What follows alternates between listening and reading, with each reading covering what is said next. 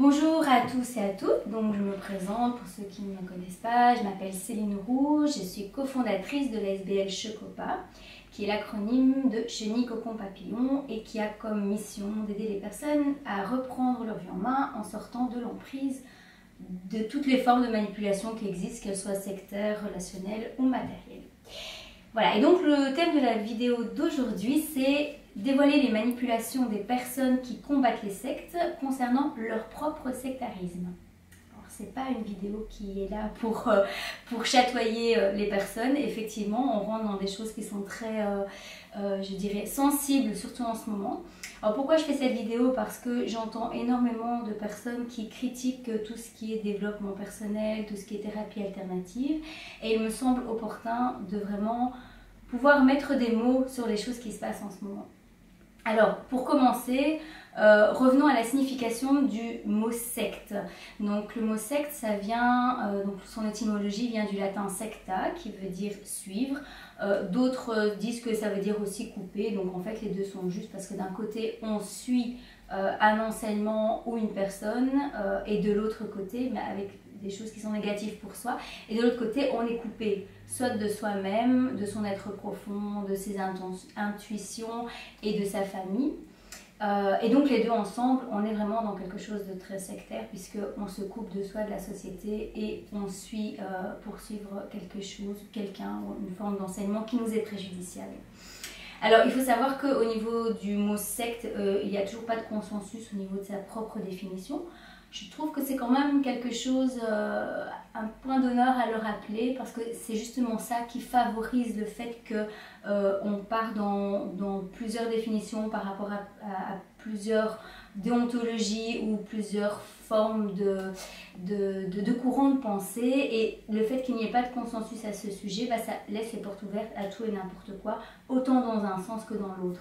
Et comme je le disais dans le thème de la vidéo ici, mon but c'est de parler des personnes qui combattent en fait les sectes alors qu'eux ont aussi un propre sectarisme à l'intérieur d'eux. Pourquoi on peut dire ça? Bien parce qu'en fait le mot secte, derrière ça il y a l'attitude sectaire. Et je trouve que c'est très très parlant la définition de l'attitude sectaire, donc moi je l'ai trouvé sur internet, vous pourrez le chercher aussi. On dit que le sectarisme est l'attitude d'un individu ou d'un groupe qualifié de sectaire. C'est des personnes qui font preuve d'intolérance et d'étroitesse d'esprit en matière de politique, de religion, de philosophie. Et moi je vais rajouter de méthodes de médecine alternative ou de médecine tout court, d'accompagnement dans le processus d'aide aux personnes, que ce soit au niveau développement personnel ou psychanalyse ou quoi. Donc c'est le fait de penser finalement que notre courant de pensée à nous est la meilleure ou est la vérité absolue et que tout le reste à côté, en gros, c'est sectaire. C'est tout à fait ce qu'on vit en ce moment. En ce moment, on entend que tout ce qui est courant de pensée universitaire, tout ce qui est article d'expression au niveau du sectarisme universitaire, ils ont raison, et que toutes les personnes qui ne sont pas dans ce mécanisme d'avoir passé des diplômes universitaires, en gros, ils ont tort. Et donc, il faut savoir que le développement personnel, effectivement, n'est pas enseigné dans les universités. Quoique, j'ai entendu quand même en France qu'il y avait des écoles de coaching, donc quelque part, même dans les universités, il y a quand même des choses qui se mettent en place. Et toutes les thérapies alternatives aussi, dans l'endroit où je vis, en tout cas Belgique et France, ne sont pas enseignées dans... la majorité des thérapies alternatives ne sont pas enseignées dans les universités, puisqu'il y en a quand même qui le sont, comme l'hypnose qui est reconnue, une certaine forme d'hypnose qui sont utilisées par... de plus en plus de psychologues et de psychanalystes.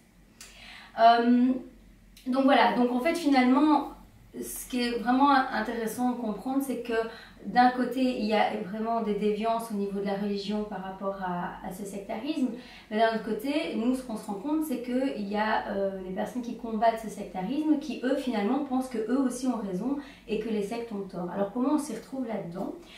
Je pense que ce qui est important de savoir, c'est les caractéristiques de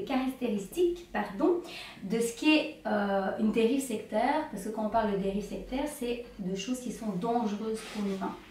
Alors, on parle toujours de dogmatisme, c'est-à-dire qu'on apporte des croyances ou des doctrines qui doivent être la vérité absolue, donc c'est-à-dire que l'adepte, on parle de la personne comme ça, sans avoir un sens péjoratif, doit être d'accord avec cette doctrine. Alors que ce soit religieux ou philosophique ou médical, les personnes qui ont été, moi j'appelle ça du formatage, formatées dans les universités, elles ont aussi leur croyance, que ce soit au niveau de la médecine, qu'il n'y a que ça qui peut fonctionner. Donc on rentre aussi quand même dans quelque chose de sectaire quand on parle de l'université. D'ailleurs, c'est pas moi qui le dis, j'ai plusieurs amis qui ont fait l'université qui m'ont dit qu'il y avait quand même un courant de pensée aussi assez sectaire dans les universités, qui finalement se retrouve dans la majorité des communautés.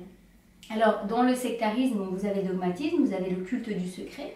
Donc, le culte du secret ou de ce qu'on appelle les huis clos ou ce qu'on appelle la confidentialité, la fausse confidentialité. Ce que moi j'appelle la vraie confidentialité, c'est qu'un humain vient apporter à quelqu'un qui l'accompagne, qui fait partie de sa vie privée et qui n'a aucune influence sur le reste de la société ou de la communauté dans laquelle il vit. La fausse confidentialité, c'est garder, c'est ce que moi j'appelle la constipation du savoir. Je ne sais plus qui a donné cette phrase, mais je pense que c'est un Français, qui dit que finalement, la rétention de l'information, c'est une forme de constipation du savoir. Et donc, retenir l'information, il n'y a rien de mieux pour pouvoir avoir le pouvoir sur les gens, parce que finalement, moi je sais, toi tu ne sais pas, donc tu ne peux pas comprendre la situation. Et donc, ce culte du secret, c'est quelque chose qui est aussi vraiment dans les caractéristiques des sectes. Ne pas accepter les compromis, c'est comme ça et c'est pas autrement, c'est l'attitude sectaire, il n'y a qu'une façon de penser. Alors je pense que l'humain est quand même assez holistique pour pouvoir penser de manière différente et c'est ça qui fait la richesse aussi de la vie. Refuser des opinions différentes de celles que l'on professe, j'entends ça aussi beaucoup dans le système scolaire. Proclamer détenir la vérité et connaître le seul système valable pour expliquer le monde. Je vous laisse réfléchir au côté scientifique. Et donc raisonner de façon binaire, c'est-à-dire tout est blanc ou noir, tout est bien ou mal, il n'y a pas de juste milieu.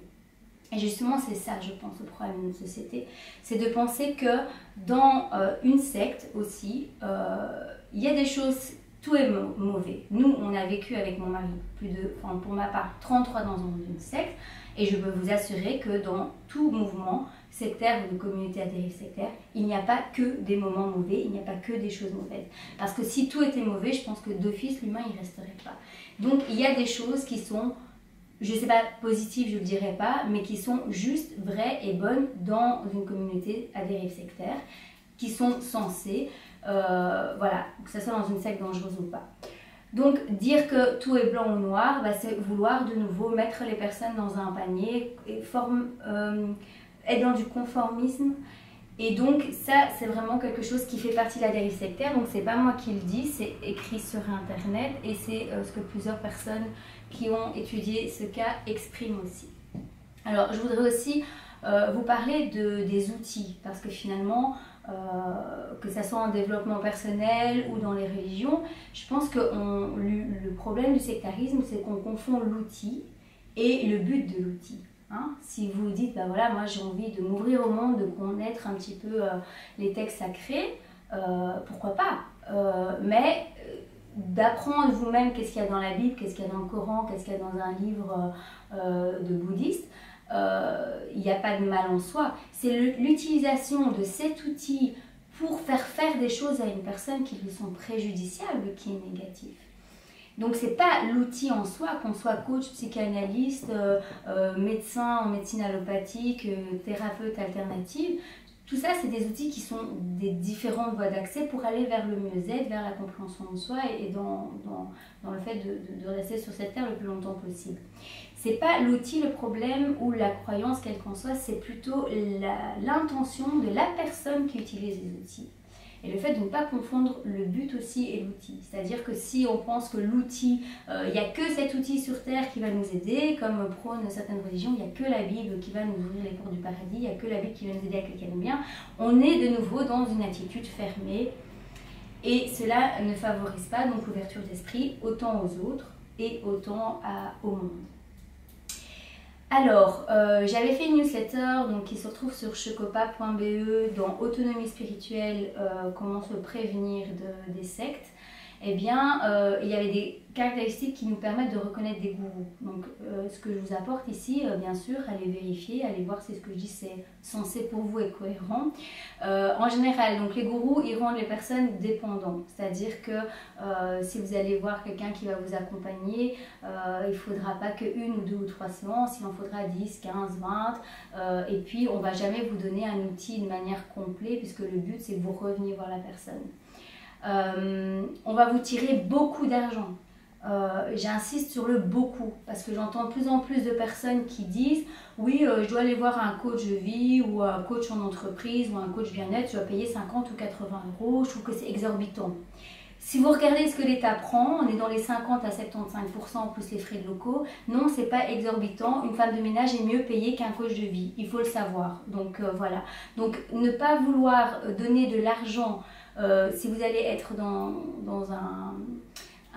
de l'accompagnement, c'est une manière de ne pas... je dirais à l'inverse, c'est vous qui faites... Finalement, vous voulez spolier la personne et donc là, c'est un petit peu... il faut se remettre en question et dire que, voilà, vous payez votre pain chez le boulanger, vous payez votre essence, si vous payez là, être accompagné, c'est normal que ça soit un service qui soit payant, surtout si la personne, elle vit de ça. Maintenant, c'est les sommes exorbitantes. C'est sûr que si on vous demande 1500 euros pour une formation de 3 jours, et encore que, ça dépend si vous allez dans un château 5 étoiles, voilà, il faut aussi que vous voyez qu'est-ce qui est juste pour vous ou pas. Ensuite, dans les gourous, les sectes, il faut aussi savoir qu'il y a toujours l'hypnose, d'une manière ou d'une autre. Soit on va vous endormir avec des mots et donc vous déconnecter à vous-même. On va utiliser l'hypnose à votre insu, que ça soit directement par les yeux ou que ça soit au niveau des discours hypnotiques. Donc ramenez toujours la même chose quand vous ne comprenez pas quelque chose, au lieu d'amener de l'argumentation, on ramène sur quelque chose qui est répétitif et ça vous embrouille finalement et ce que vous dites, en fait c'est moi qui ne comprends pas, pour vous l'imprégner en fait à l'intérieur de vous-même. Et alors enfin, une chose qu'on retrouve dans énormément de problèmes sectaires et de gourous, ce sont les abus sexuels. Et donc, il est évident qu'au niveau des thérapies alternatives, il y a de plus en plus de personnes qui font du tantrique, du tantra, des choses comme ça. C'est un mode. Maintenant, si la personne est majeure, consentante et que les choses sont bien explicitées à l'avance, où on va, qu'est-ce qu'on fait, ça c'est une question de choix d'adulte. Et donc, c'est important de ne pas tout confondre s'il y a des personnes qui veulent, entre guillemets, se faire plaisir dans ce genre de choses-là, c'est leur choix, mais elles doivent le faire en conscience. Et effectivement, il y a des personnes dans ce genre de thérapie qui vont jusqu'à l'abus parce qu'ils manipulent. Et donc, encore une fois, je pense que c'est d'apprendre à se renseigner aussi quelle est l'origine de ça, est-ce que c'est bon pour vous ou pas, et vers jusqu'où vous êtes prêt à aller, puis apprendre aussi à dire non. Il faut savoir que dans le fait d'être sous l'emprise d'un gourou, il y a la responsabilité du gourou, mais il y a la responsabilité des adeptes. Donc je fais la différence entre les personnes, dans mon expérience personnelle, qui sont nées dans une secte, c'est-à-dire qui ont été formatées à ne suivre que l'enseignement qu'on leur a donné, et les personnes qui rentrent dans les sectes par leur propre chef. Il faut savoir que s'il n'y avait pas d'adeptes, il n'y aurait pas de gourou. Hein. On reviendra là-dessus quand je vous expliquerai la différence qu'il y a entre les coachings et la majorité des manières d'utiliser la psychanalyse. Ce qui me semble important, c'est de vous rappeler la définition de la manipulation mentale. Alors, c'est pas la mienne, c'est celle d'un coach qui s'appelle Jean-Jacques Crèvecoeur. Il faut savoir que c'est le précurseur donc il a écrit plusieurs livres là-dessus, entre autres Jeux de pouvoir. C'est un précurseur dans tout ce qui est la compréhension des mécanismes de manipulation interpersonnelle. Donc quand on parle de manipulation, je pense que c'est important de faire la différence entre la manipulation mentale, où là on veut vraiment vous mettre sous emprise de par tous les moyens qui existent, et ce qu'on appelle les jeux de pouvoir, dont la petite manipulation, moi j'aime mieux les appeler les jeux de pouvoir, qui amènent à des conflits entre deux humains, qui font partie tout à fait de la vie courante, je dirais, qui commence dans les cours de récréation et dans la famille. Voilà, donc la définition de la manipulation selon Jean-Jacques Crèvecoeur, ou plutôt des jeux de pouvoir, c'est faire, dire, ressentir et penser quelque chose à quelqu'un qui lui est préjudiciable et qu'il n'aurait pas fait sans l'autre. Donc faire ou dire, ressentir penser quelque chose à quelqu'un qui lui est préjudiciable et qu'il n'aurait pas fait sans l'autre. Alors, on peut appeler ça une influence négative, parce que c'est préjudiciable. Et encore une fois, si on va un petit peu plus loin dans le mot préjudiciable, je pense que la seule personne sur Terre qui peut savoir qu'est-ce qui est préjudiciable pour lui, c'est bien nous-mêmes. Et donc même des choses anodines de la vie qu'on pourrait penser pas graves, peut causer un préjudice à quelqu'un avec des degrés différents. Donc, comme nous on dit beaucoup dans le coaching, la solution est en chacun de nous. Donc apprenons à se connecter à nous-mêmes pour savoir ce qui est bon pour soi. Et je pense que c'est vraiment la meilleure voie pour sortir de toutes ces dépendances. Alors je voulais vous parler aussi de la différence entre les coachs et les psys. Il faut savoir qu'au niveau de l'université, en tout cas ici en Belgique et en France, parce que je sais que dans d'autres pays ça a été changé, mais la majeure partie des personnes qui deviennent psychologues, c'est plutôt dans la mouvance freudienne.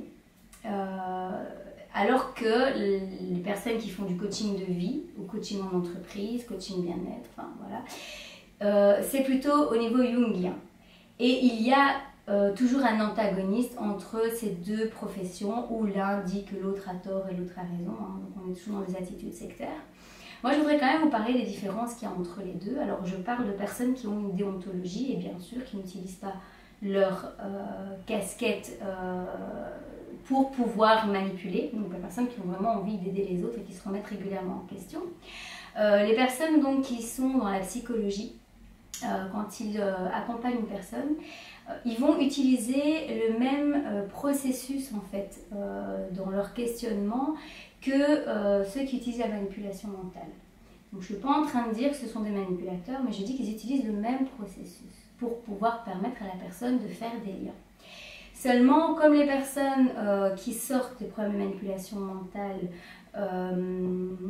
reçoivent ces processus comme un rappel de ce qu'ils ont vécu avant, ça leur met dans une situation où ils se disent mais finalement le psychologue il manipule. Pour ceux qui ont compris ça. Pour d'autres, ça les remet de nouveau dans un système de dépendance. Donc nous dans notre association on a pu déjà sensibiliser plusieurs psychologues sur le fait qu'une personne qui sort de la manipulation mentale, sectaire, tout ça, il est important de ne pas être dans ce processus-là, mais d'être plutôt d'égal à égal avec cette personne. Et c'est ce que nous on fait en fait en coaching, on se met le plus vite possible d'égal à égal. La première chose c'est qu'en général, dans notre domaine, on parle, on tue.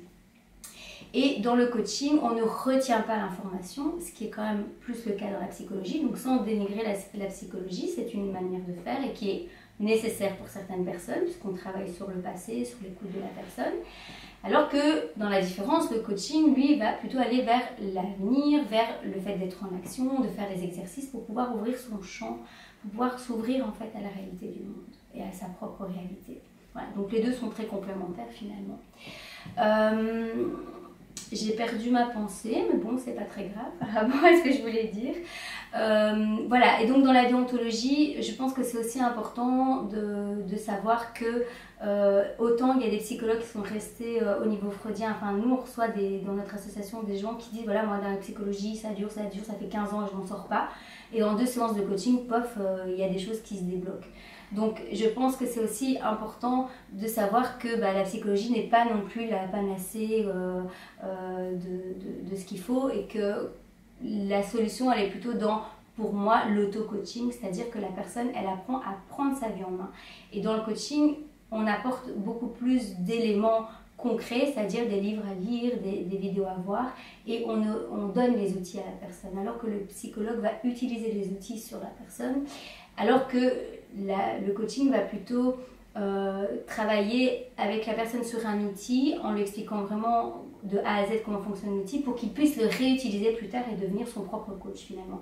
Donc voilà, pour moi le coaching c'est vraiment, quand il est bien mené, bien entendu avec des bonnes intentions, c'est plutôt la voie d'aider la personne à aller vers sa propre indépendance. Alors, je voulais parler aussi des caractéristiques qui sont typiques à la manipulation par rapport à tout ce qui se dit sur le coaching en ce moment. C'est que la première chose qu'un manipulateur va faire, c'est toujours montrer la manipulation chez les autres. Et comment il va s'y prendre? Eh ben, il va dévaloriser l'autre en ne montrant que certaines choses, en ne montrant que des cas de personnes qui ont vécu des choses extrémistes, en faisant un amalgame et en stigmatisant finalement la profession. Donc, vous n'allez pas voir dans le journal, il y a un coach qui a aidé 100 personnes à aller mieux dans leur vie ou à retrouver un travail. Non, vous allez voir, il y a un coach qui a fait ceci ou cela. Ça, c'est typique à l'humain, c'est toujours de montrer juste ce qui ne va pas. Ensuite, dans les caractéristiques de la manipulation, c'est d'affirmer des choses comme étant des faits établis, de manière implicite ou explicite. C'est ce qu'on voit. Implicitement, on entend quand même beaucoup que la façon de penser, c'est celle du système et c'est celle de l'université. Et que si on pense autrement, on est hors cadre, hors système.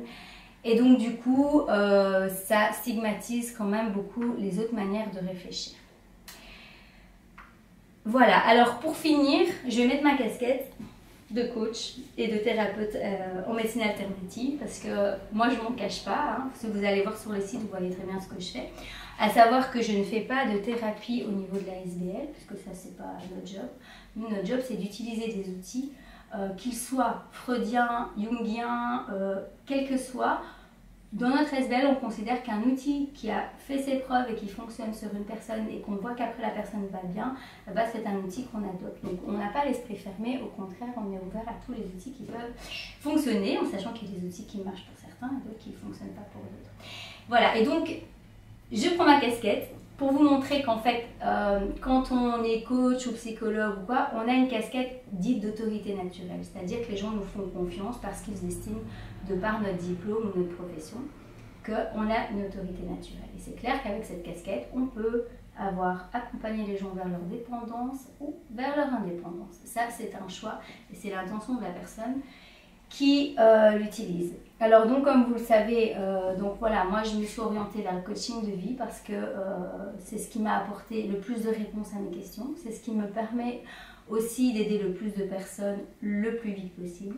Hein, il faut du temps pour se construire, mais en tout cas les personnes qui viennent chez nous, si elles ont envie de travailler sur elles, elles ont vraiment des outils concrets à la fin de la séance pour pouvoir trouver ce qu'elles aiment dans leur vie, trouver leur profession, comprendre que ce qu'elles ont vécu dans leur passé se répercute et qu'elles peuvent faire des voies de changement.